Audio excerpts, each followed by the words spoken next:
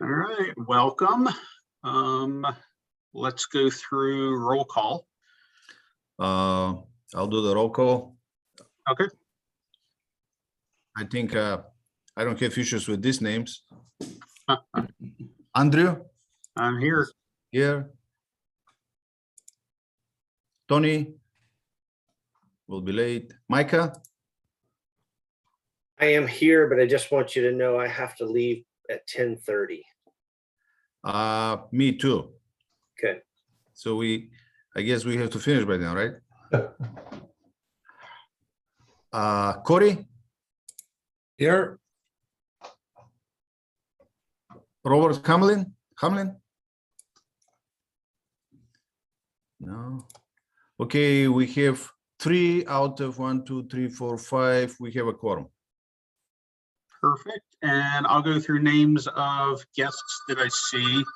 Sorry, my phone's ringing in the background and I can't silence it like I can with the mobile. Andrew, I see that Bob just logged on. I see him in the screen. Good morning. So Gerald, Okay. feel free to speak up if you'd like to. I'll call your name as a guest, but you don't have to. Gerald Brown. Thank you. Yep. Bob Hamlin. Hello, good morning. Morning. Thanks for joining us. And Sue Kaufman. Welcome.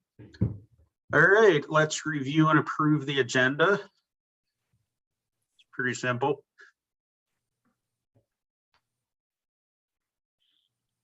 Motion to approve. This is Corey, I'll second. Thanks, Corey. Any further discussion? All those in favor, please say aye. Aye. Anyone opposed, say nay. Any abstentions? And motion passes. So let's look at the minutes from February 17th.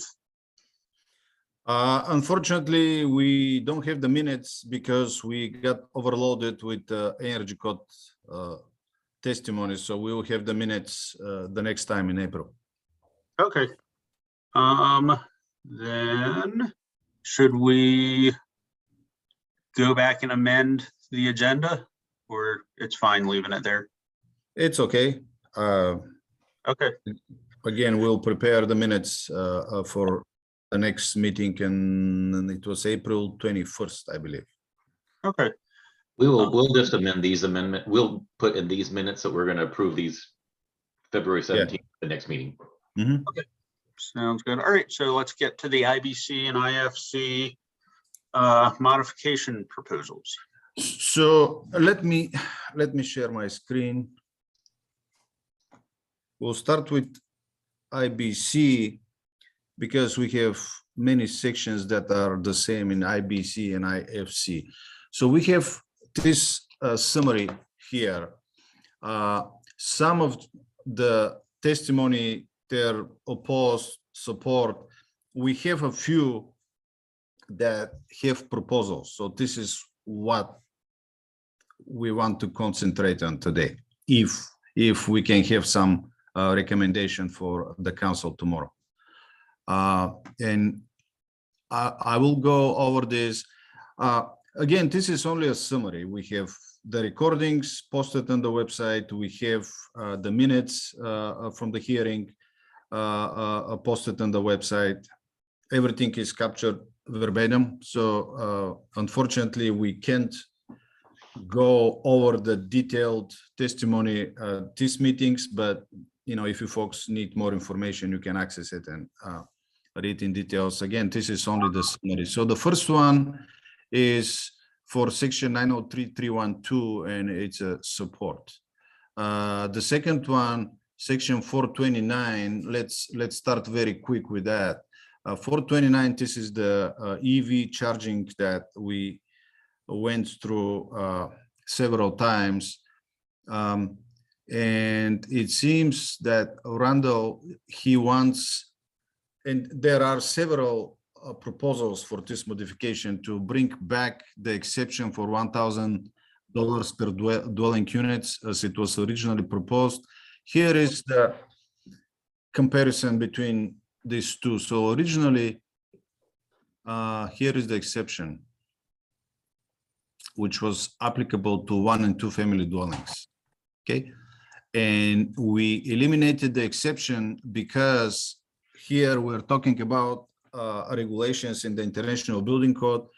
And you remember the battle we had about 1 and 2 family dwellings, whether or not the House Bill 1287, if I'm saying the number right, applies to 1 and 2 family dwellings. And here is what we ended up with. So the exception is not here, but the 1 and 2 family dwellings are not here either. So the proposal again is to bring back this exception. So 2 issues, staff recommendation. It's up to you how you will transfer the message to the council. Staff recommendation when we were evaluating this. First, if the council agrees on this, we need to bring back the exception, which means we need to play with this language and apply the exception to, I don't know, we need to clarify the occupancy classification, I guess, the occupancy group somehow. The second one is, here we're talking about the change between Cr102 and Cr103. If we make significant change in Cr103, that's not okay. We need to go back to stage 1 and post it for comments, testimony, have public hearings. What is a significant change? And I will repeat the same thing several times at the council meeting tomorrow. It's not defined. So it's up to the council to decide if it's a significant or not. This is my 2 cents on the topic.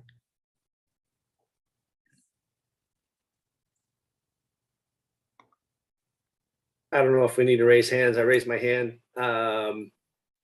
I think that this would be a significant change, as we've debated over and over, to not include 1 and 2 family dwellings in this. So my recommendation, and if I need to make a motion as such, would be to maintain the current proposal.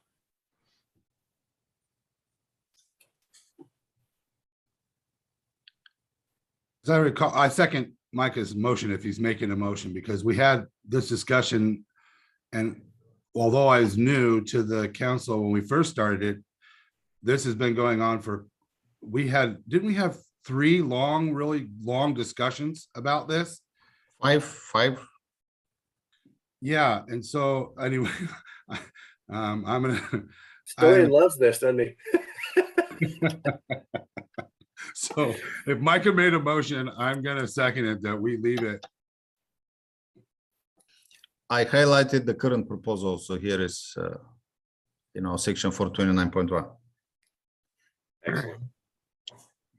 So, I was looking online for the document that you're pulling up. I don't see it attached for our agenda today. Is that the document that No, I developed this. The document online will tell you what is the request for modification, but it doesn't provide the language. So I pulled this from the original proposal and the current proposal for you, just to make the comparison. Corey, when you're in the green colored document, the one we were previously showing, it's got a link in that document. So if you want to go backwards, Stoyan. Okay. So right here in the summary, it is on the website, so you can click on this. Yeah. So those little links in the document should take you to that one. At least it worked for me. Yeah. Sorry, I didn't. The understand supporting the question. documents on the side. I was looking at it that I couldn't. He's got verbiage in the recommendation boxes that aren't in the. Anyway, I'll click that. I see that supporting document now. Here is the verbiage. And again, it's a summary. It's not the testimony verbatim. It's just a summary what the request is about. And as I recall, the purpose of today's meeting is to prepare us for discussing this with the council tomorrow, correct? To make recommendations for the council. Then again, I second Micah's motion. all right. Any further discussion on the motion? All right, all those in favor, please say aye. Aye. Aye. Is there anyone opposed? Is there an abstention? All right, motion passes. I'll go down at this section 903.312. There are 4 or 5 different comments pertaining to this section. So let's keep it support or oppose for now. And there is also a proposal. I think it was for this section, if I'm not wrong, but I'll get back to it. So the same different verbiage in the testimony, but the same request. If we can bring back the exception that we just went over, the same exception for $1,000. So here we have one request. Here is the request. However, there is no specific language that was proposed. So I consider this a proposal, although I guess the expectation was that the council can put the verbiage together and propose a modification. But here is the comment highlighted. Is it big enough or? If you can blow it up a little, probably be better.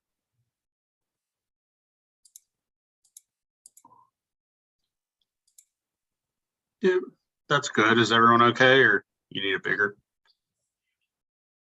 All right, I guess that's big enough. Okay.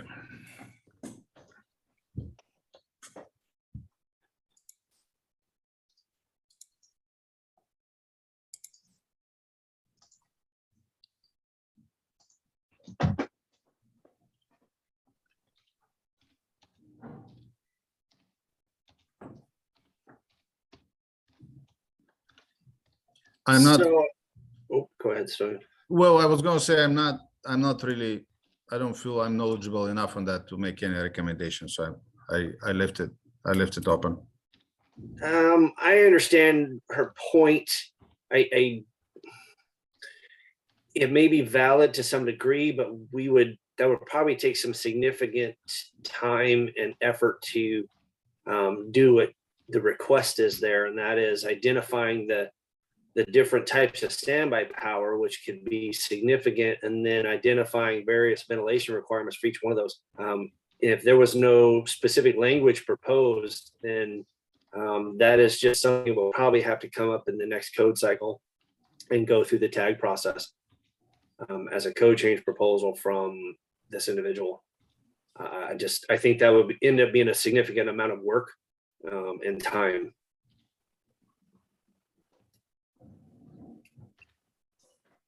So that's just opinion. I don't think there's a motion needed.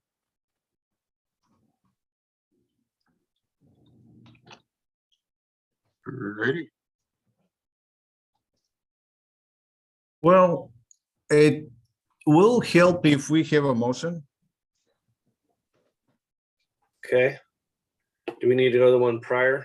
I guess the one prior was the same request. It was the same request. It was the same request. As the one before. Okay. On this, then I would make a motion for no modifications to the current proposal. This is Corey, and I'll second that. Thank you. Any further discussion? All those in favor, please say aye. Aye. Aye. Is anyone opposed? Abstentions? Okay. Andrew, I'm not sure if we lost Bob Hamlin, so you may have to vote. I don't see him. Yeah, I don't see Bob either. So with the 3 of us, are we still a quorum? Yes. Okay.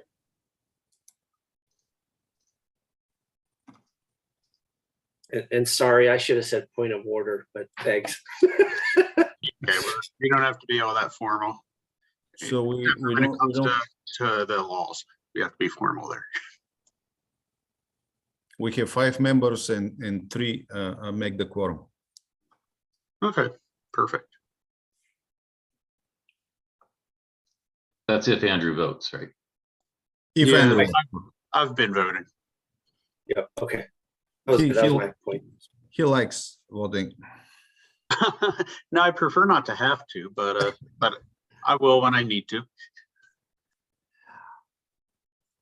Okay, so the recommendation here is no, right? Okay, That's correct. this is the same from Andrea for 29. Again, different verbiage in the comment, the same proposal. Before we move on from that one, it does show that we are allowed in the agenda to provide or allow for public comment. And I believe Andrea is on the call. Maybe she dropped off. Did I see Andrea? Let's see.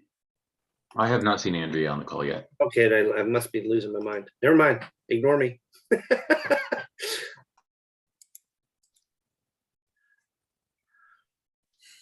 Tom, for section 706.3 disapprove. The same section 706.3 disapprove. Do we need to vote on Sure. these individually? Not on the disapproval. It's just Okay. Thanks, Tony. so this one is interesting because, and I don't have the entire testimony here, but there is a paragraph that at the end of the testimony, again, I mentioned it at the beginning, section 903.3.1.2. So I think there is not a specific language proposed, but I think there is a proposal for adopting the 2021 IBC language in this section. 2024. 2024, sorry, 2024. So this is the same comment that appears in the fire code and in the building code. Shamim has come to the fire code tags several times, and I was a little confused on her testimony, but I think I figured out when talking with Stoyan this morning, she would like to remove the current language and put, like Stoyan said, and add the 2024 language instead in the Cr103. I was hoping Tony would be here. He has a little more background than because he's spoke with her personally, but that's what the gist of the proposal or the testimony was. So Has the 2024 language been approved? Did that make it through So the here- online here governmental is- consensus voting? That was Here part is- of my confusion. I wasn't quite sure yet, and that's why I was hoping Tony could speak on it. He's supposed to be in around 10, so I don't know how long our meeting will last. It's on the fire tag testimony report, so we can come back to it as well. Gotcha. here is Oh, I the know which one this is. here is the text. Ray has it verbatim in the fire code summary. So I didn't want to duplicate it. So I have this sentence only referring to 2024. But if you want to come back later with the fire code, or the other option is I'll give you some time to read the entire comment. We can Okay. talk about it. I know what this one is. So for the 2021 code, there was a change that got through that took 13R sprinkler systems down, I believe, a 30-foot max height. So as what we're doing is the code change proposal is actually just maintaining the 2018 language and not going with the 2021 change. So it allows those, it'll maintain the 13R systems. I want to say it's up to 60 feet. I could be wrong. I'd have to go Yes, back and look at the it's actual 60 number. feet. Yeah. It's 60 feet. So in my opinion, there's really no change to how we're adopting or what's going on in the code. The change would be is if we actually went with the base code language of the 2021, which is a lower height allowance for 13R systems. So that's what the code change proposal is in the building code and possibly the fire code as well, is that we just maintain the 2018 language and how it's been for a while, for years and years and years. And we didn't believe that the justification was there to lower it. So that's what that code change is. It's odd that they say, consider the proposal of 2024 instead of saying maintain the 18. Oh, that's the public comment from them. Yeah, they wanted to use, I think that they are trying to modify that code much further. So if you see there at the top sentence, it says they changed it in 2021 and they're trying to modify it a little further in 2024, I think, to be even more restrictive, or to find I think it's in there. It talks about going to 45 feet, like they want to split the difference. And there was a lot of folks, there was a lot of folks who were surprised the 30-foot got through. And so really all we're doing is keeping the 60-foot allowance and moving forward until there's maybe a consensus, but I won't speak for Tony, but in conversations with Tony, he said he understood where they were going, but he was good with keeping it the way it was. He didn't have a strong opinion either way. okay. That's good info, Ray. Thanks. And so this is currently just on disapprove anyway, so we just move on.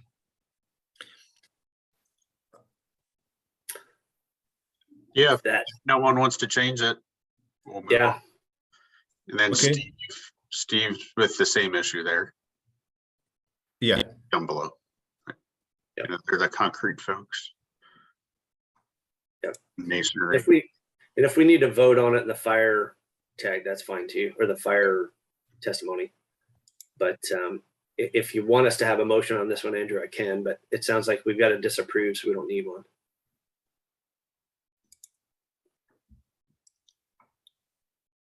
Yeah, okay. Actually, Well, the position from the tag is to support the code change modification to maintain 18 language, correct, Stoyan? that's a good question, and I don't have it open right now. Because Shamim wants to disapprove what the tag recommended and what the right?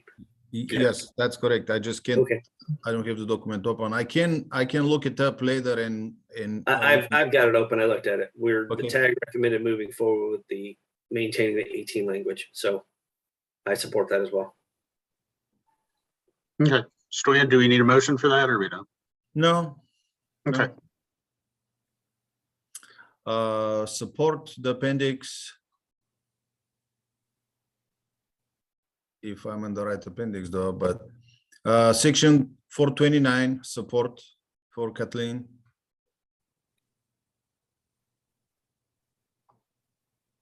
Section 706.3. Let's see. There is no proposal for that. It's disapprove. I just didn't write it down. The same section 903.1.2 disapprove. Well, Micah, it seems like they're citing a proposal 021. Let's check 021 there. That's our proposal, isn't it? 021. Let me reopen what I had open. Okay, 021 accepted as modified. Here is 021. Okay, this is 021.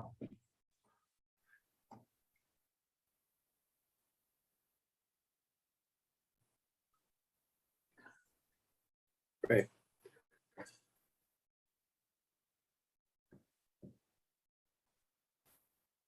So we're amending the 2021 language. I can bring up the 2018 language if you'd like to see that. It will help. Give me just a second. I believe, correct me if I'm wrong, but the 2018 doesn't add anything that's not in NFPA 13R. You know, it's consistent with that, whereas there were more limitations that were added in 2021. So here is the rationale. This proposal undoes a change that was made to the 2021 IFC and IBC, returning the language in the section to the 2018 text and aligns the code with the scoping provisions of NFPA 13R. Right. Yeah. So the in the I codes and the model codes, they, you know, they put further restrictions on more so than what is in the standard.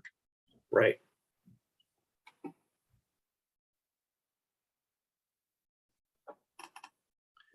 Here is the rest of it. Right. Oh, what section was that? 903. 903.3.1.2. Yeah, so I assume everyone knows the background here. All the, you know, there have been a lot of fires in light frame wood construction. You know, podium style buildings and Yeah. particular. So that's But why. their argument was about the fires that were during construction when the sprinkler system would not be installed or activated anyway. Correct. That's a lot of the fires. There have been some fires, you know, that have started in the attic area.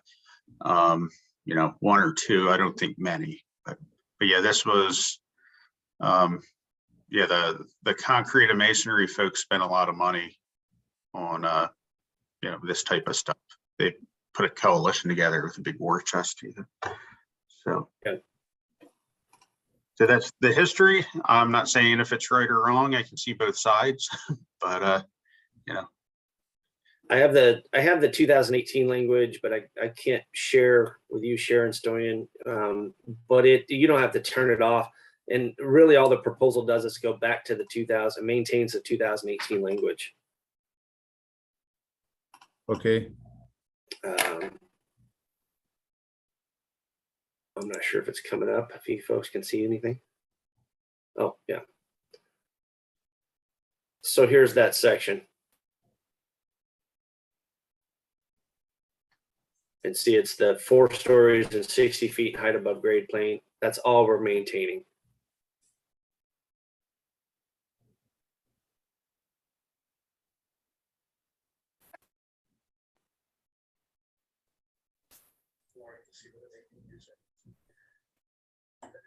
Everybody good? I'll stop sharing. Let's go back.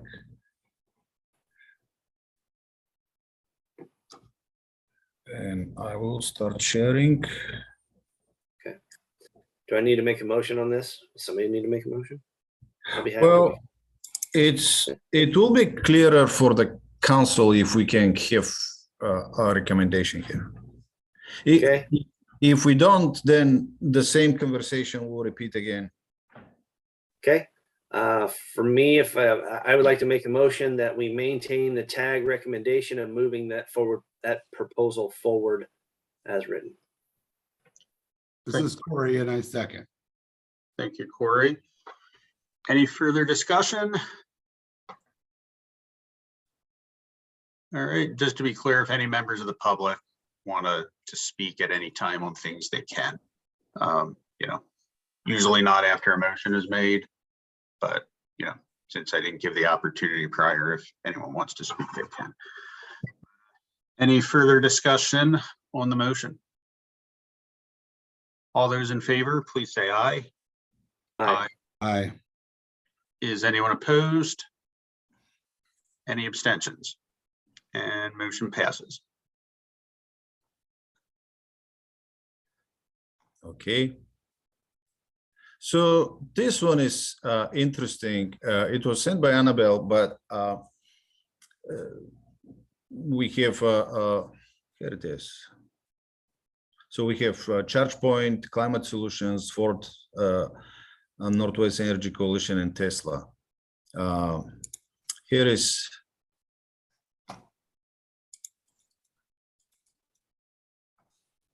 okay.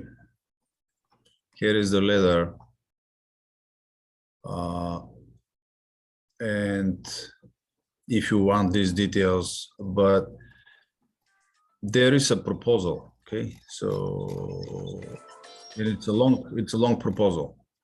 There it is. Mr. Perry. We spent a lot of time, you know, working on that. I think what we had is fine. We exceeded the mandate in the House bill. So that's my take. I agree.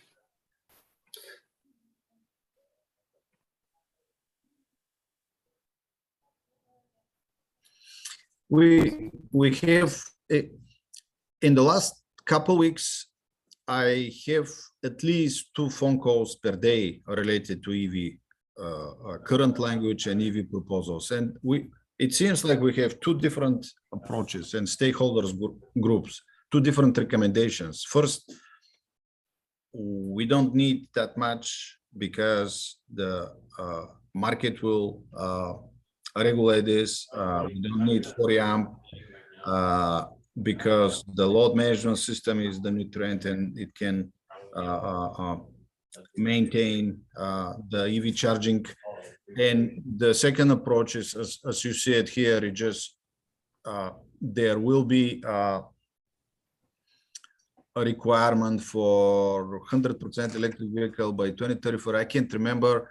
My point is the second approach is we need to do more to prepare for the future. So I don't know if I help with that, but I'm just trying to share what I've been talking in the last couple of weeks. Thank you, Stoyan. Yes, sir. Oh, I said thank you. Oh, sorry, I didn't hear it. Stoyan, I do have a question. There isn't a comment in the position category, this proposal from Annabelle.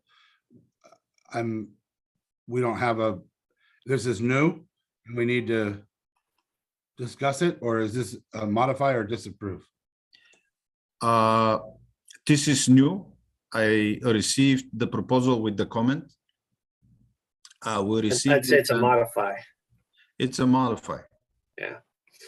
I agree with Andrew that we did discuss this quite a bit. In listening to what you have, Stoyan, on folks contacting you, there are different camps on what the future is going to be, and I don't think we can 100% accurately capture that in the code. As Andrew stated, we did do what the legislative mandate was. We've exceeded the minimum that they wanted, and I think overall that we put together a fairly good code change, even though I have my issues with it. I think it we're not going to satisfy everybody by any means, but I think this code cycle that the current language or current proposal meets or exceeds what the legislative intent was and gets us some level of infrastructure. Again, we're not going to please everybody that wants every parking space to be Eevee ready, but we are capturing some of this. So I would make a motion that we maintain the current proposal for the Eevee infrastructure. It's Corey, and I second that. Thank you, gentlemen. Any further discussion? All those in favor of the motion, please say aye. Aye. Aye. Is anyone opposed? Any abstentions? Motion passes. Okay, going back to the summary, let's see.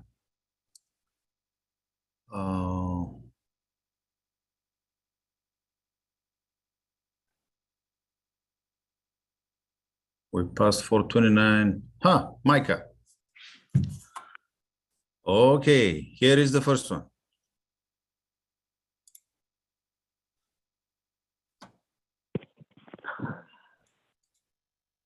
And here is Micah's proposal. Staff recommendation, I don't have any, to be honest with you, Micah. I was having a hard time to I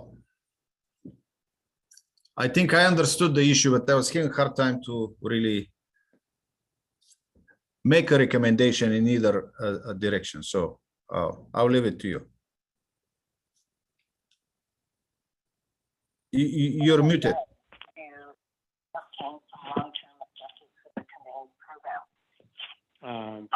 I got too many things open and I lost you all in my 15 different documents. Someone on the phone too, if you could mute. Thank you. Okay, go ahead, Micah. Awesome, thanks.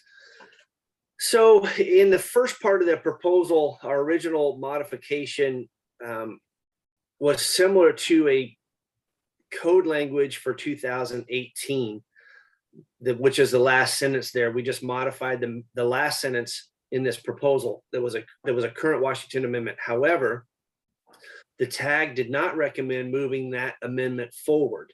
And so with some feedback based off of that, some feedback we got at the national level, you can see the public comment or the proposal change here highlighted. So we're recommending removing that last sentence that we originally proposed. We are also making a recommended modification that we use the term all gender. You will see that come up in our other proposal that was approved by the tag. But we're also looking to strike to change the 50% to 5%, and then strike the but not less than one for each use. If you'll scroll down to my testimony, we'll kind of show you how this still works. You will, what this proposal or this section deals with is clustered single user toilet rooms. And so is what we've done to modify that is this table kind of shows you what you get. Now, are you going to get instances where you're going to have 10 or 20 clustered single user toilet rooms? Highly unlikely. Most of the time you'll see these in restaurants where you'll have 2 single user restrooms or these smaller spaces. You might see some that are 3 or 4, maybe even 5. But is what you're looking at is under the, what we were told at the national level is that they just want to have access to a minimum number. So if you see there in the table, if you get up to 10 single user toilet rooms in a cluster, 5 of those are going to have to be accessible, which the understanding was that's not needed. That's too many. So the 5% is going to get you what the code intends to have, which is at least one accessible toilet room in this instance, or 2 if you get up to that 21 number. Again, I'm not sure I've ever seen 21 single user toilet rooms in a cluster. I don't think I've seen more than maybe 3 tops. So as you see, if you see that 3 and 4 number, you're going to meet, you're going to get that accessible toilet room that's going to meet the intent of this code section, which is to provide at least one of these, as the current language shows, for each use. So that's where this code change proposal comes in, and we wanted to put it out there to kind of capture what the national level folks have said, what local folks have said, and what the tag recommended in getting rid of that last sentence from 2018, from the 2018 amendment. So that's the proposal. Fire away. Thank you, Micah. Any questions or comments? Micah, this is specific to restrooms that are separated.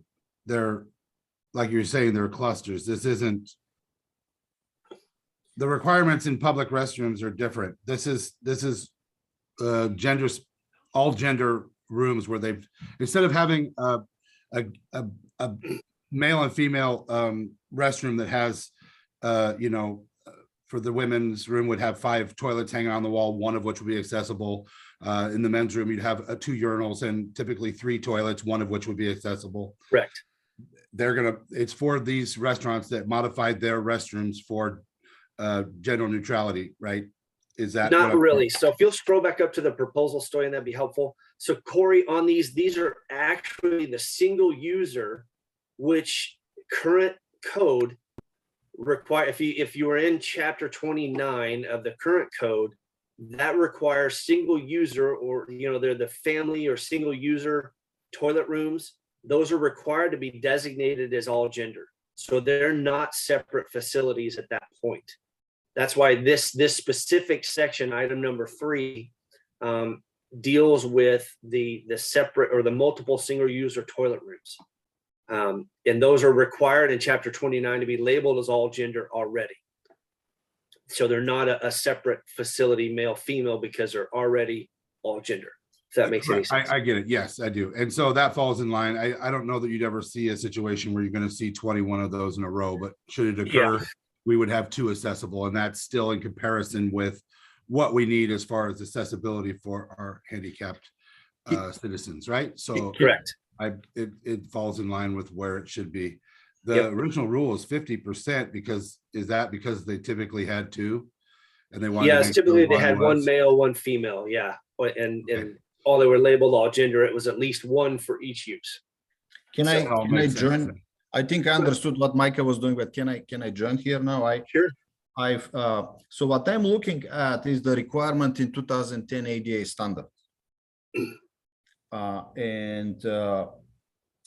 I'm on section 213.2 toilet rooms and bathing rooms, and there are 4 exceptions. And the 3rd exception is where multiple single user portable toilet or bathing units are clustered at a single location. 5% of the toilet units and bathing units at each cluster shall comply with section 603. This is accessible. Exception 4, where multiple single user toilet rooms are clustered. So these are not portable anymore. These are, I think, what we have right here, where multiple single user toilet rooms are clustered at a single location. 50% of the single user toilet rooms for each use at each cluster shall comply with section 603. So if we create conflict with the federal ADA standards, that won't be okay. I guess I can research it a little further. So I don't have the answer right now, but this is where this 50% came from.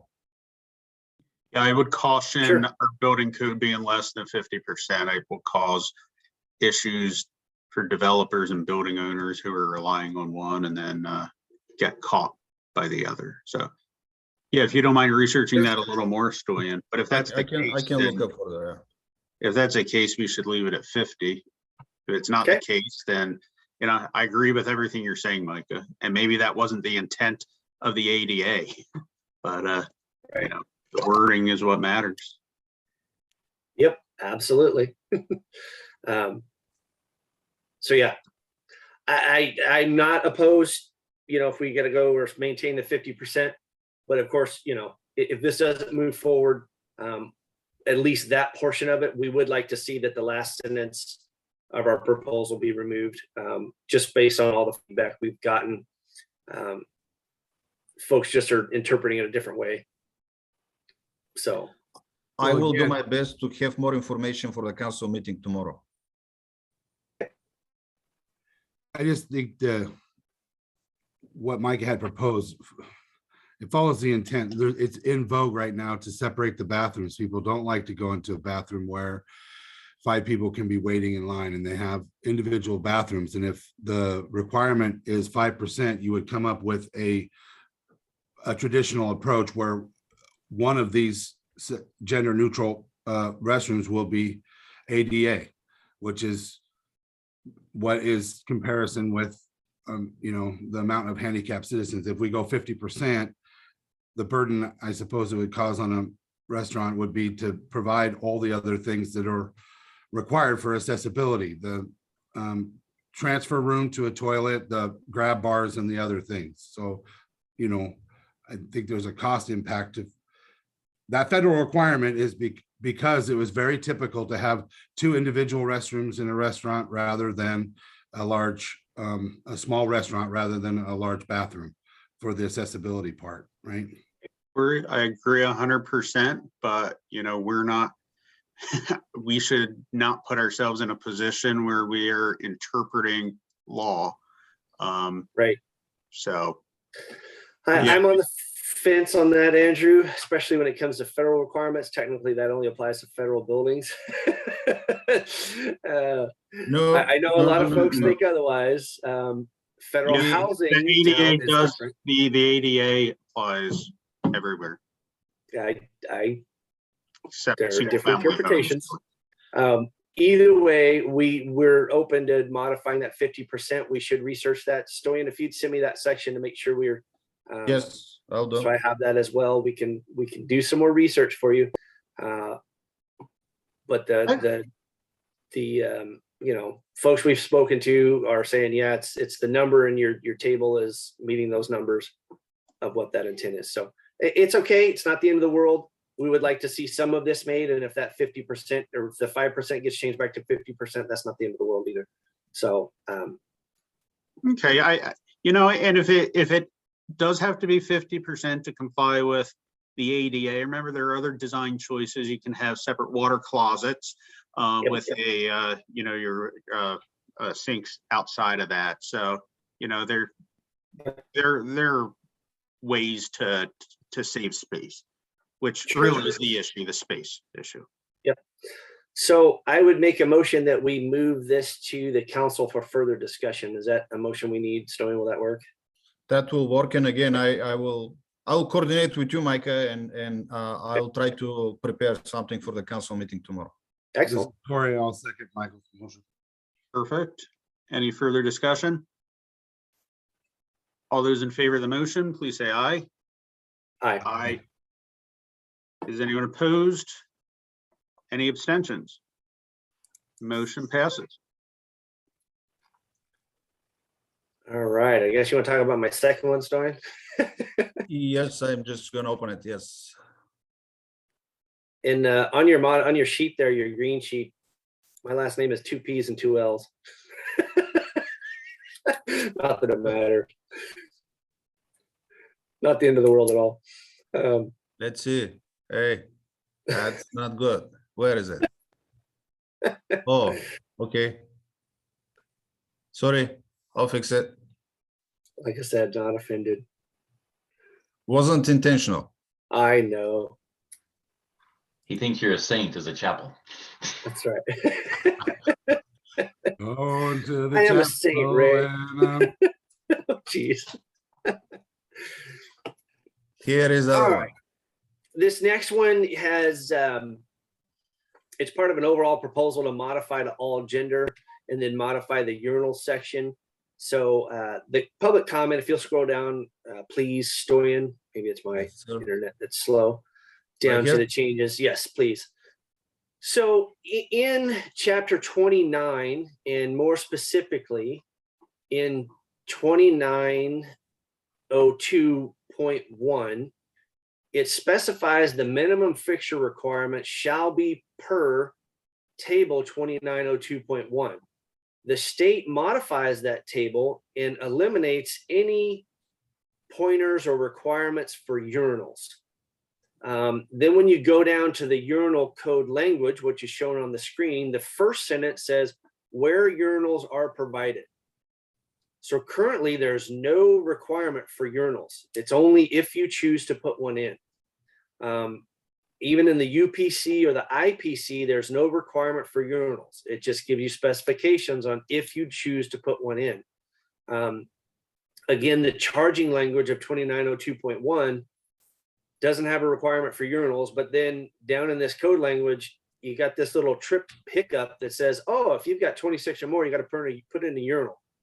So this public comment is just to align the urinal sections with the table and the charging language of 2902.1. It's just getting rid of that requirement and the charging language of its own section here. It says where they're provided. So all this does is align the code to make sure that, you know, there's no requirement for urinals because there's no requirement for urinals. It's only if you put one in. So that's all this public comment does. Hopefully you all will support it. There you go. Make this one shorter. I see no reason to mandate a urinal, which is what There this aren't would do any. if you don't accept it. it was a water conservation issue 25 years ago, and that's probably where this language came from, because the urinals were less in water, but it's not necessary. I make a motion that we move this forward. Okay. Is there a second? I suppose I will second that. I was Thank you. just trying to make one motion here today, so Micah didn't have to make them all. I appreciate it, Corey. Thanks. Thank you, because I I'm appreciate trying that not to too. make any. Any discussion? I guess one thing I'll say, again, a lot of these things are design choices. When you have a urinal, there are advantages because you need fewer fixtures. So yeah, there's no reason to mandate it, but there are advantages if people choose to put it in. So any further discussion from anyone? I would like to add one thing. We have waterless urinals, and they've been a problem all along, but there are new system designs for issues like the new arena has waterless urinals, but they've tied them in and run a rather large main, so it catches the water from the lavatories and make sure that they stay clean and they're working. And so these are good things when we can eliminate and conserve water and still not create a problem in the plumbing system. So they do work in those facilities for particularly that kind of stuff when we're looking at large gang bathrooms for large audiences or large numbers of people moving through. Anyway, it's just a comment that we have improved some of the technologies, and some of the things that are coming out do improve for water conservation particularly, which is a concern for us all. Yeah, definitely. Thank you, Corey. Micah, you've been doing a lot of work on these. Are you gonna take out the prohibition on trough urinals? That was put in, not too long ago, but I still see them around. We could at some point. Yeah. So, That's it. all right. That's it. Yep. So, all right. Any further discussion? All those in favor, please say aye. Aye. Anyone opposed? Abstentions? And motion passes.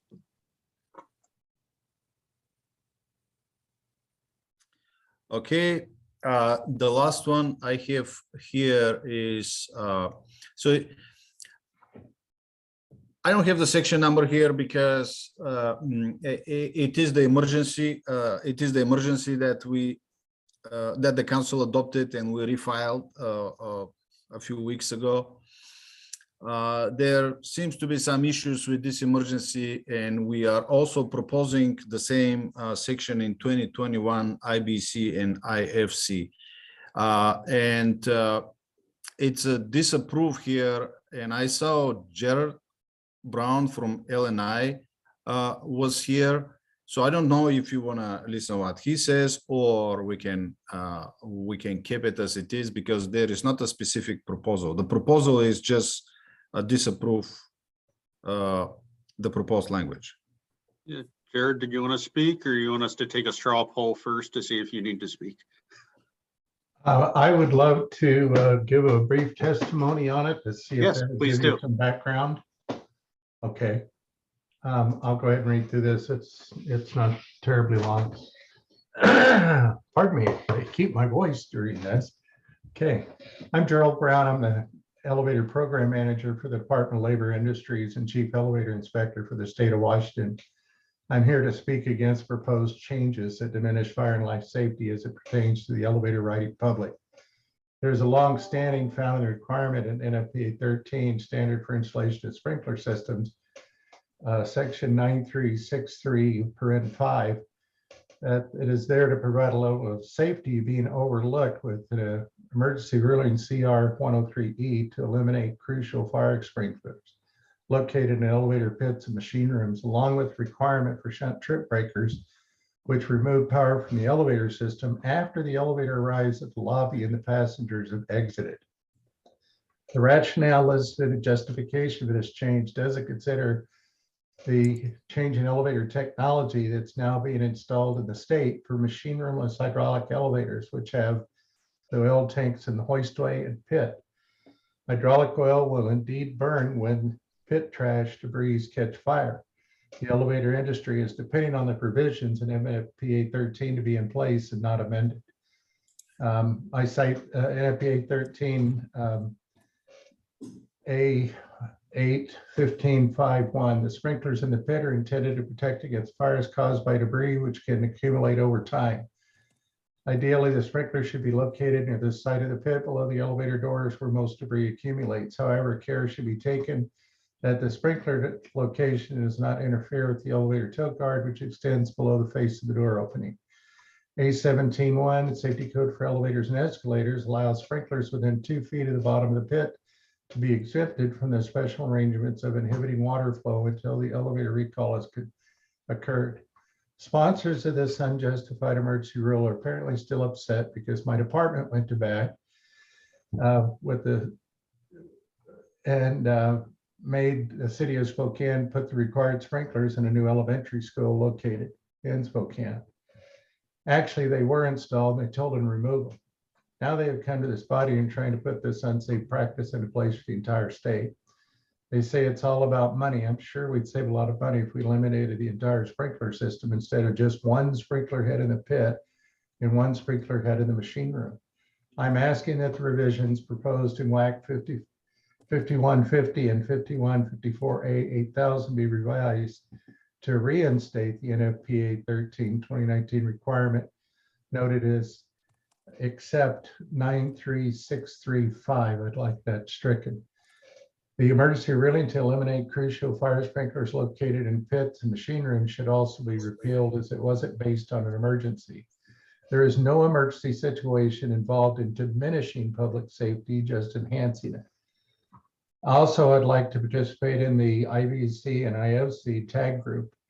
I serve on the ASME RAC committee and ballot on it, covering code changes all the time. Currently, the elevator program is revising the WAC 29696 safety regulations for elevators.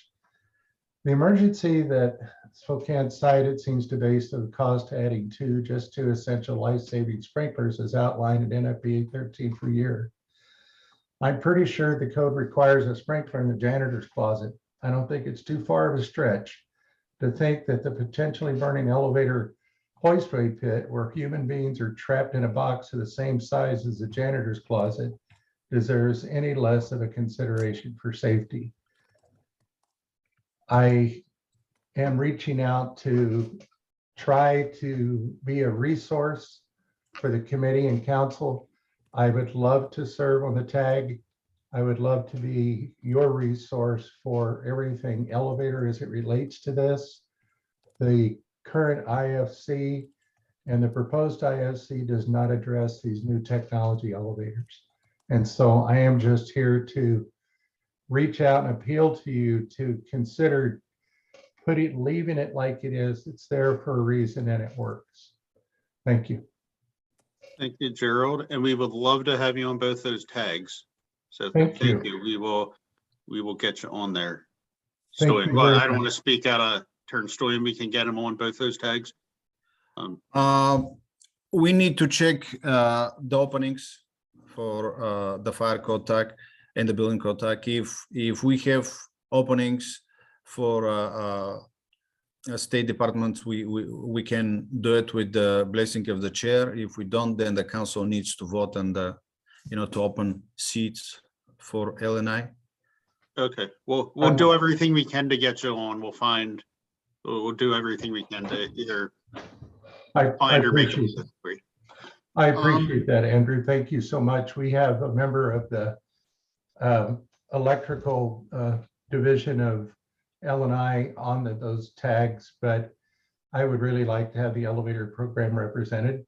And when we have our tag committee, which is similar to the tag, we have members of the fire department and other interested sources that relate to elevator equipment. So we would love to see a representative from the SBCC involved in our technical advisory committees for these proposed changes that we're going through now. Thank you. Thank you.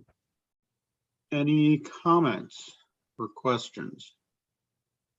Thank you, Mr. Brown, for your testimony on that. It makes complete sense what you're talking about. I really appreciated what you had to say. I do know that when it was originally presented to us, my understanding was that it was a new requirement to put the sprinkler in.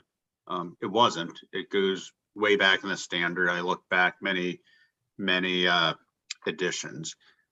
So I'm in agreement. I think that we acted hastily.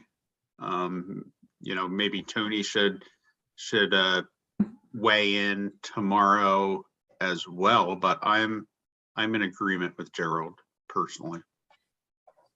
Okay.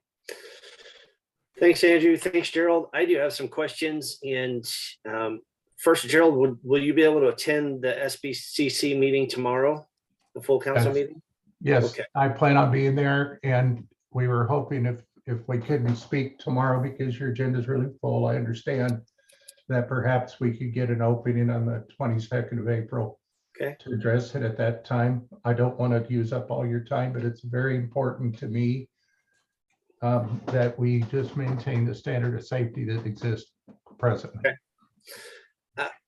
I'm not necessarily opposed to it. I did have some questions. I do have and I'm not sure if you folks can see that. Story let me share the emergency rule and the reason statement there. So the emergency rule, under my understanding, would not change the current requirement for existing buildings, right? So the ones that have sprinklers are going to maintain those sprinklers. This would be for new structures moving forward. And my question is, are new structures required to use these fluids that are indicated, the hydraulic fluids that are indicated in the reason statement here that talks about their flash points are near 450 degrees? In other words, there's very limited ignition sources in the elevator pit, even if there is some type of minimal debris accumulation. Is that the case, Gerald? Are they using these higher flash point hydraulic fluids, or I see some pictures in the background. Again, that's in some existing elevator pits there, but moving forward for new elevator pits, I'm somewhat leaning to the argument that, yeah, this newer, the newer hydraulic fluids, the limited ignition sources, stuff like that, the shunt trips and all those different things. So for me, for new construction, I'm okay going this direction, but maybe not so much for existing buildings. I don't want somebody going, oh, I don't have to have sprinklers now, I'm going to go in and turn them off or take them out or something else for existing structures. So what are your thoughts on that, just for new construction? And that's how I read this emergency rule and permanent rulemaking. Would it only be for new construction? I've asked you a ton of questions. I'll let you talk. Yeah, it is indeed for new. It's for new construction. And if you have a structure that's put in, like you're throwing in a parking garage, and if we get that concrete to light up and burn, we have other problems. And so, and then with traction elevators, which we're starting to see more traction elevators put in the lower structures with these new machine roomless elevators that they're putting in. They don't have any flammables in the pit on the tractions. And so sprinklers aren't required because there's no present of hydraulic fluid. The new technology machine roomless elevators actually have the reservoir up to 2.5 barrels of oil in the pit. And when the car is at the bottom landing, they are 6 inches above that 2.5 barrels of hydraulic fluid. Now, I understand that hydraulic fluid doesn't really burn that quickly, but we had an example from my old service manager that kept after us about keeping our pits clean. He took a single piece of paper and stuck it in a coffee can that had about 1/2 inch of oil in it and lit the paper on fire. And that paper burned every drop of oil out of that can before the fire went out. And so the sprinkler in the pit, sidewall sprinkler that's designed, just one sprinkler in the pit, is basically designed to put out the debris and cool the oil. And if you put out the source of the ignition and cool the oil, there is no fire. But the problem that we have is in elevators, when you're in between floors or you're somewhere where this elevator, you're inside of it and you're not at a landing, you're trapped in there. It has vents at the bottom through the top by design. And now you got this poison gas and smoke coming in the elevator, getting those people. Like I said, we require that these areas be sprinkled. But in buildings that don't have sprinklers in them, existing or new construction that doesn't have sprinklers, we don't predicate that it has to have sprinklers added. What we're asking is we just observe the rules. If it's a sprinkler building you're putting in and it's a hydraulic elevator, machine room, and pit, that they have the sprinklers put in as outlined with the NFPA. We're not asking for anything different than what the code says right now. We're not going to retroactive and go back to buildings and make them put them in. That's not what we're about. It's an if then. If they have it, then it is required. Thanks for that info. That's super helpful. I guess a second or a follow-up question would be, would you support a code change proposal that only requires those sprinkler heads be installed in pits that use hydraulic fluid? That's already what the code says. Okay, I wasn't sure. That Yeah. helps me. Like I Yeah. said, I'm not an expert on everything by any means. Yeah. So I put my email address and stuff in the chat, and I can send you that written testimony that shows the code cut from NFPA 13 and also discusses flammability issues. The photos that I have on the screen as my background are indeed actual pits. Part of the proposal for your CR 103 was based on the fact that elevator pits are clean and the elevator personnel keep them cleaned up. Well, unfortunately, in the elevator industry, instead of having a monthly visit from your elevator guy, they're there once a quarter or now annually or semi-annually. And so you can literally see the problem that we have. That shiny piston that you see in this drawing up here, it has to have a film of oil on it. And that film of oil is to allow the piston to smoothly move up and down so you can have a pleasant journey. And then that blue 5-gallon oil can is a catch can. And when they're only coming once a year or twice a year or maybe quarterly, that can will overflow. And that's where we get the oil on the pit. And so if you'll notice these other three pictures, there's a stain on the pit. And when you drop debris in there, and unfortunately, this is, the absolute worst one. And, this is what they look like new, but that's a typical pit. And unfortunately, that's the way life is. Debris goes down there, it hits that fine film oil or it gets saturated with it. So it doesn't take much to get it going. It's just that without this sprinkler there, now let me restate this. When the sprinkler in the pit comes on, the shunt trip does not activate because the sprinkler is down 2 feet off the pit floor. It immediately puts out the fire. The elevator does not shunt when the pit sprinkler goes off. Just the one in the machine room before we spray water on that live elevator controller and trap somebody in it.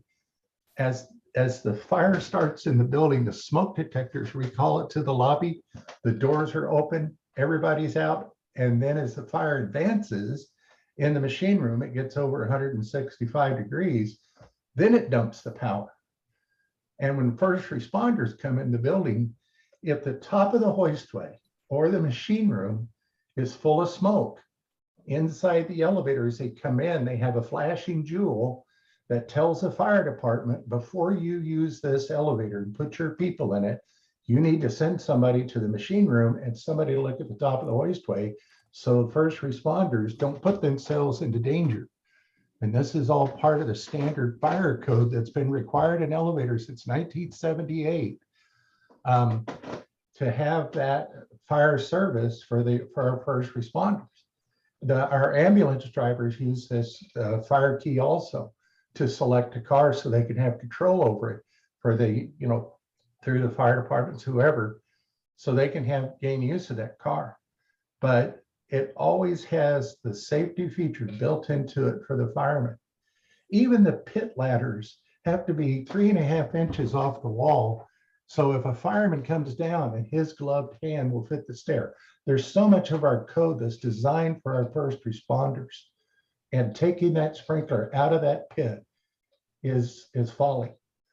And so, like I said, if we had to put a sprinkler in the janitor's closet, why not the pit? So There are some other people that are attending that wanted to have something to say too, from the elevator perspective, but I'll leave that up to you. I appreciate the input for that. And if the other folks want to speak, I'm sure Andrew will let them, but I appreciate that feedback. I was going to ask if staff could possibly reach out to the proponent of the rule, the emergency rule, and see if they can attend the SBCC meeting tomorrow. It sounds like we may have some discussion on this from Gerald. And Stoyan, is this emergency rule also proposed as a code change? That's correct. Yes. Okay. So Gerald, he provided the test. He provides the testimony, and we didn't plan for detailed discussion tomorrow. I was planning to add this in the agenda for the meeting on February 22nd. We didn't have time to put this in the agenda as an agenda item for the meeting tomorrow. So again, the expectation was we'll have this discussion on April 22nd, and Ray sent an email yesterday to Dave Cocker that he told him that it's not the time. So if we can, I mean, it's okay if Gerald wants to do under other business or items not on the agenda, just to make a short statement, but we wanted to keep the real discussion for April 22nd. I'll be there for both. So. I just didn't want to. So the issues without these emergencies are because the emergency gets introduced at the council meeting under other items, items not on the agenda, and the council make the decision right away. And we wanted to have more time for this, to have a conversation, different opinions. And we didn't have time to put it in the agenda for tomorrow. So again, the idea was we will have an agenda item for April 22nd. So will we be discussing this public comment at tomorrow's SBCC meeting? It's up to the chair and the council members. Okay, thanks. Gerald provided his testimony. So there are two things. First, the adoption for 2021, and second, the emergency which is currently in place.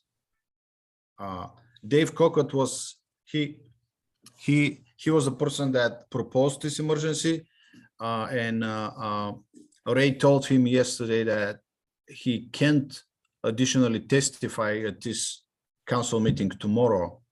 So we want to be fair with everybody. But again, Gerald under other business or items not on the agenda, if he wants to make the statement, I just want more time for the council members to understand the issue.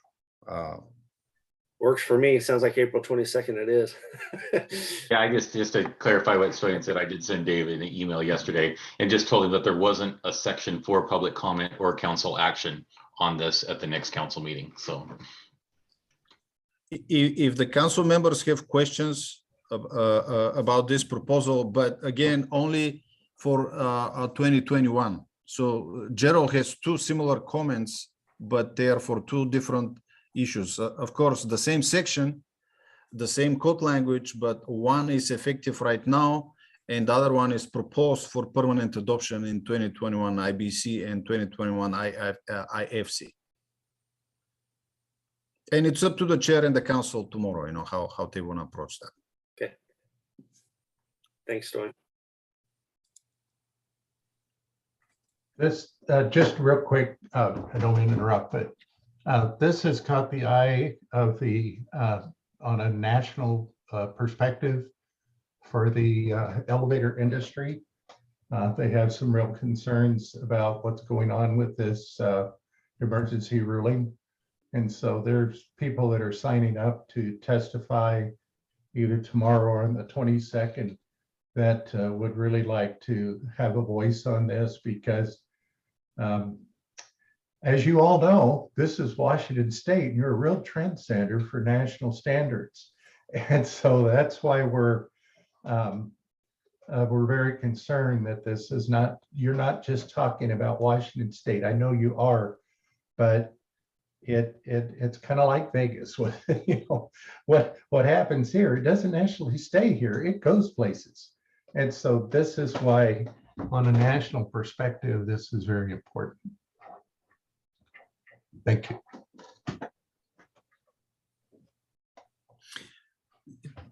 This was the last one on the IBC. And I will pass the ball to Ray, and he will handle the second part, the International Fire Code, although some of the sections are the same in IBC and IFC.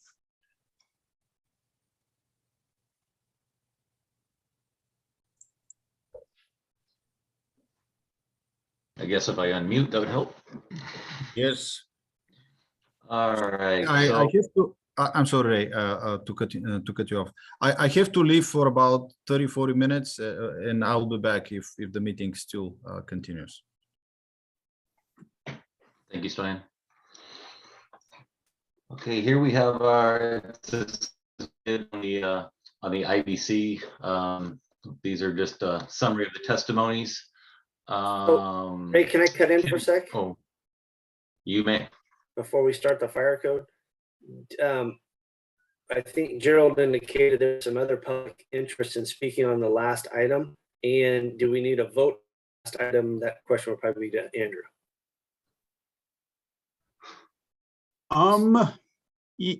We can take a vote, yeah. Did you want to make a motion? No, maybe I did, but I before I made a motion, I wanted to make sure. I think Gerald did say there was other folks from the public that wanted to speak on that, possibly. You're muted, Gerald, if you're talking to us.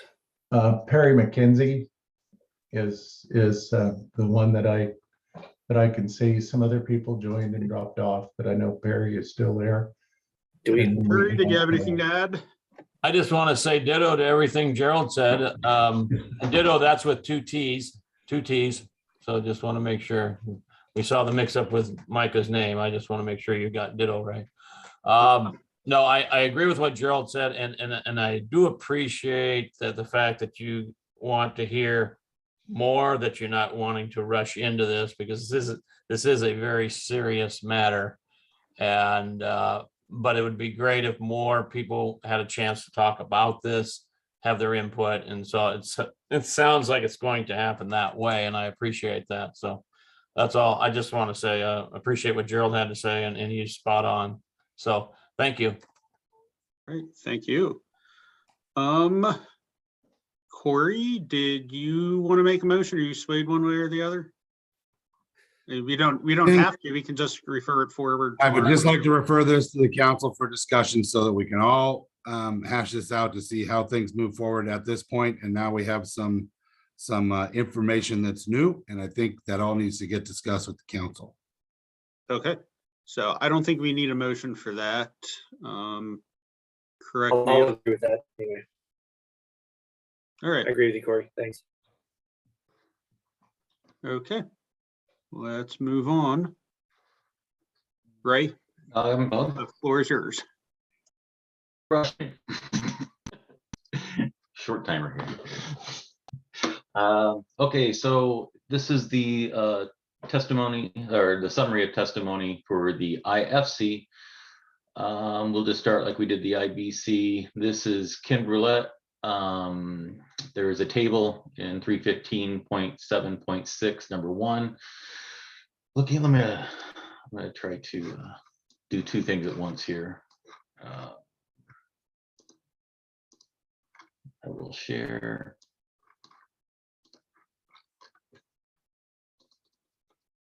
To summarize his testimony, Ken would like to see a footnote A added to table 315.7.6, table 1, that basically it's a pointer to 716 of the International Building Code for fire rated glazing to be installed per. So that was one of Ken's. How would you like to look at these here? I'm trying to, do you want to just see the summary and then go to these? Yeah, I think that's fine. Okay, let me get back to the summary here. Okay, maybe they'll do it forward and back. Okay, then we had 40521. We will just go back to that. Ken would also like to see this struck out of the Cr102. So it's something we might have overlooked. R4 is not adopted in Washington State, so we just would like it not to be in the code. There was that one. Hold on one sec. Let's take a look at that. R4, if it's in the building code, it would need to be sprinklered, correct? But R4 is not adopted in Washington State, so we don't want to reference it. Oh, okay. Is that it, Andrew? Yep, that's it. Let me see here. 4311. Add safety and carry substance to language, keep same as charging language. From what I understood from Ken is that he would like to add safety and carry recipient, just so it matches the charging language in the model code. The amendment matches the charging language. Is that one? Then 404231 lockdown plans sales. Hey, Ray, if we're voting on these, I'm assuming so far, Micah, Corey, Bob, correct me if I'm wrong, that these seem pretty benign. If we get to something that you don't agree with, we'll speak up, but otherwise we'll wrap everything up together with a single motion, correct? Is that? Thank you. Okay. Okay.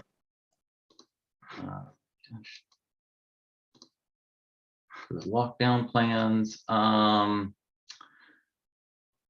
This is what the proposed change to the Cr102 would be. Highlighted in yellow. I think it's just more clarifying language than anything. I would consider these, I'm not a council member, but I would consider these not significant changes.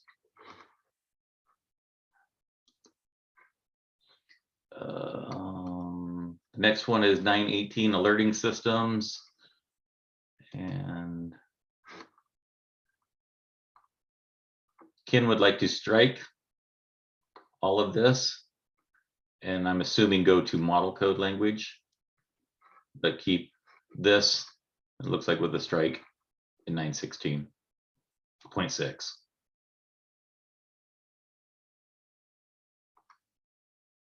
I would consider this significant. I agree. Let's see here. Here is his rationale. Delete.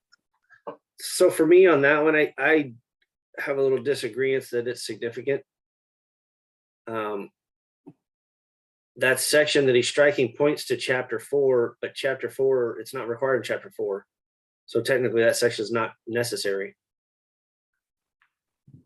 So that's why the recommendation is to strike it. So I wouldn't say that's significant.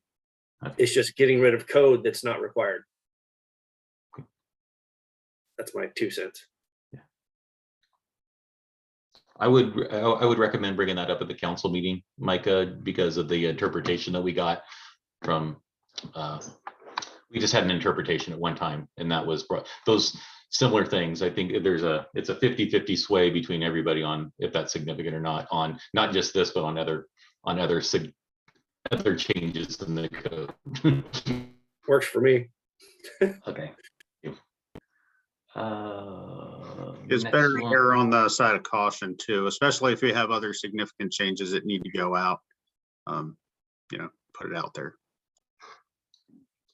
Let's see. Oh, I keep going the right direction. So Ray, are you going to mark that for a point of discussion with the council then? Yeah, I would probably ask that be part of the motion. we can approve what he submitted and then say, move this to the council. Make that part of the motion when we get to, I think this is the last one.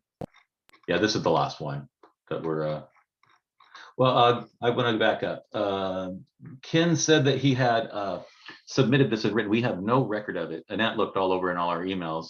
It might have been one that slipped through the cracks, but he did provide public testimony on this, and I put it down pretty much verbatim of what his public testimony was here in 308.1.9. Let's see. And I think it was just adding manufacturer's instructions to the model code. What was the other? There's something else that was.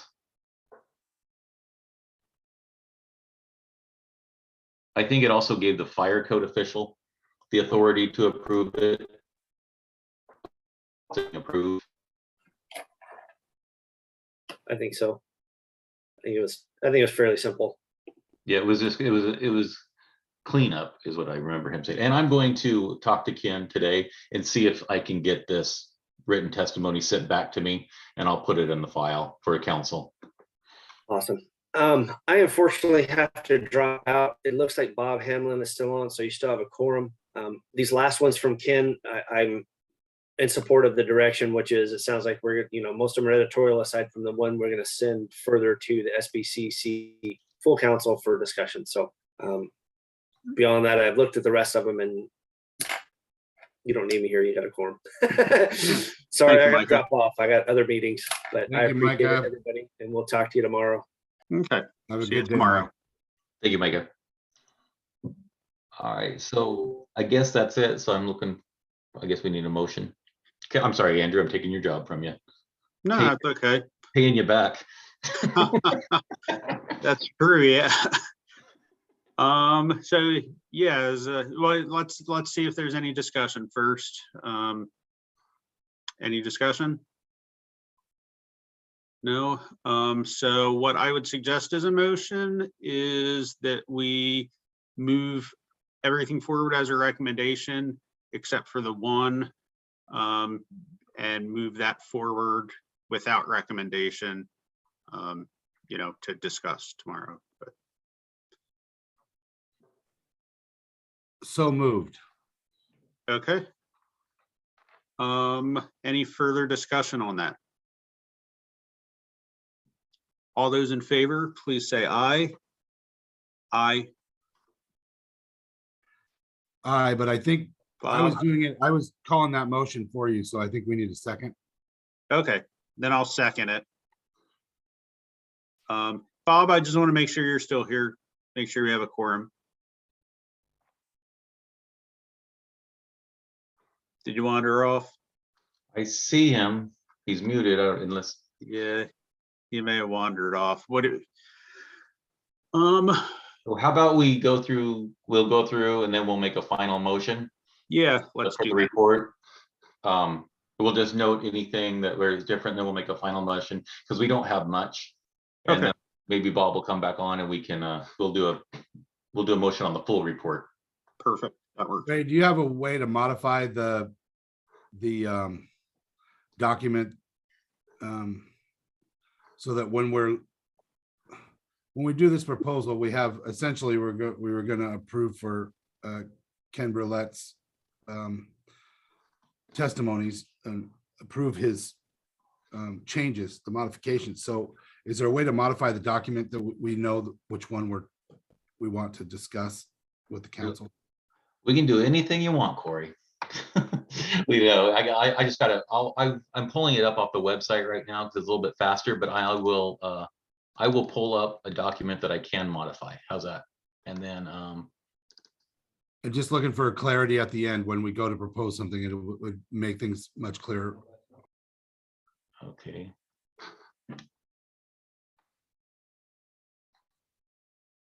Just take a second. I think it's a good point.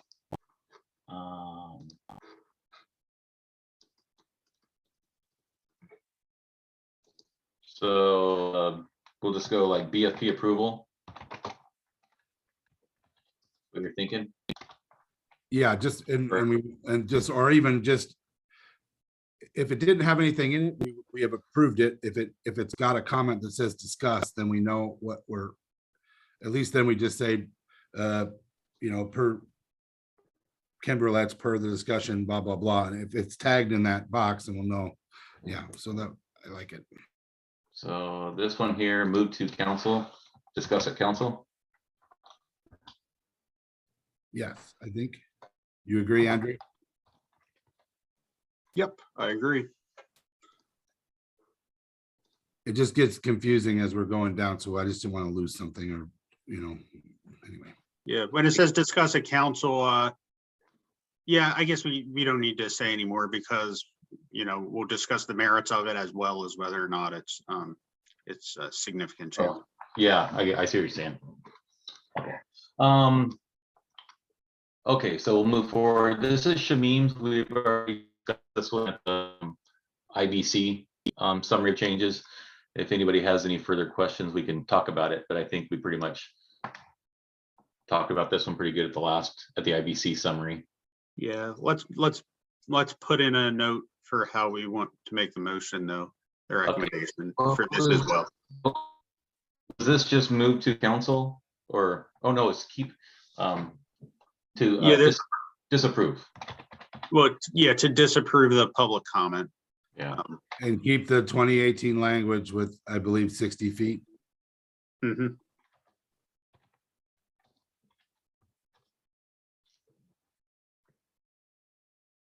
Got 60 feet.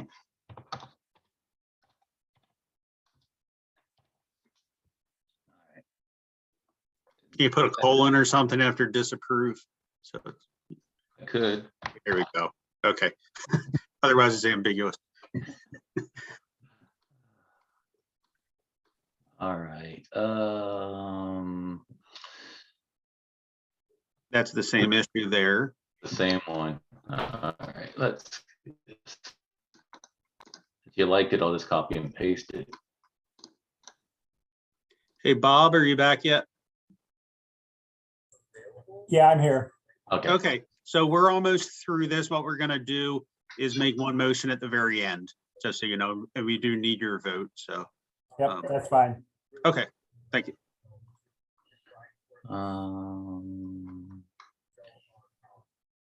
This is the same one.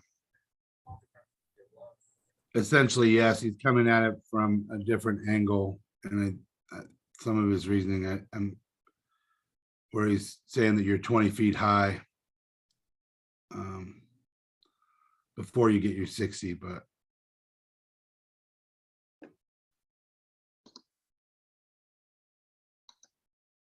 Yeah, well, this is supporting what we did, though.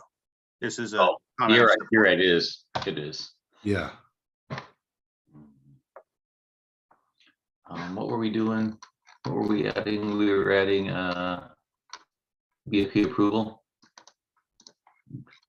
Yeah, so I guess no action, thanks for comment, no action necessary.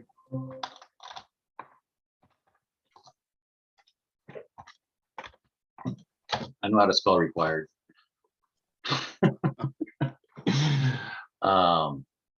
Okay, these two were just IBC. I just added them here. We already discussed them.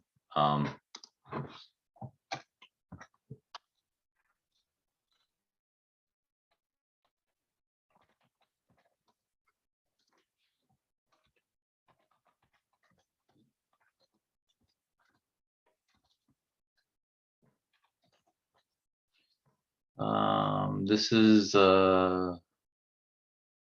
think this is the same one that we just talked about, but it's through Randall King. Yep. That's preserve affordability. So he's in support too of what we're doing. And that was all we had for the fire.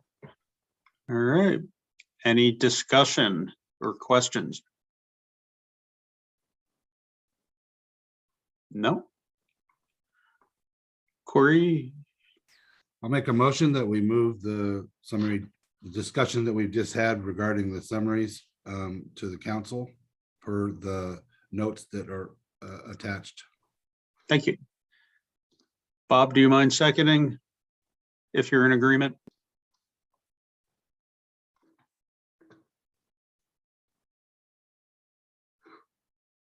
All right, well, I'll second, and then hopefully Bob can join us for the vote.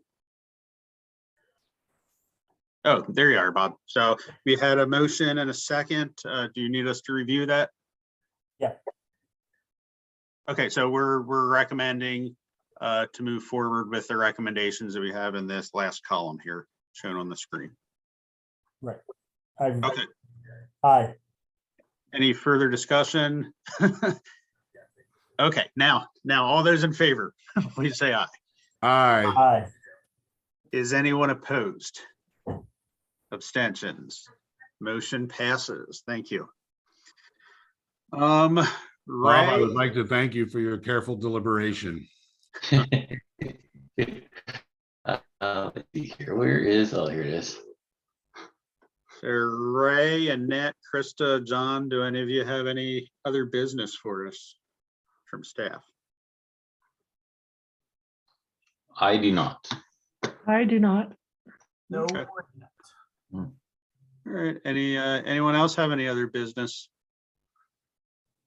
I would just like to say thank you to the SBB staff. I had put a lot of effort into making friends with Ray, and now he's leaving. So I hope that Annette and Krista will be nice to me. Well, I'll officially announce it tomorrow, but I've not been reappointed by the governor, so I'll be leaving after tomorrow's meeting. So yeah, you'll get quite a few new people and new blood, which is always good for an organization or council. Well, this is the first time I'm hearing of it, Andrew. I've just been happy to work with you. Yeah, thank you, Ray. Same. Yeah, I've enjoyed working with everyone. Yeah, I guess we'll both be making an announcement tomorrow. Yeah. So, all right. Anything else for the good of the order?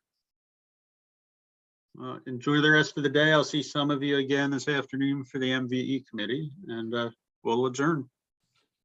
Thank you, guys. Have a good afternoon. Thank you. Thank you. See you tomorrow.